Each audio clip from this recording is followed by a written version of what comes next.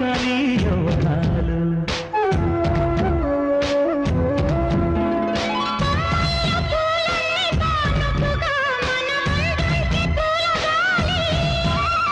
పువ్వుల్లో దాగున్న అందాలనే మన ముందుంచే గంధాలుగా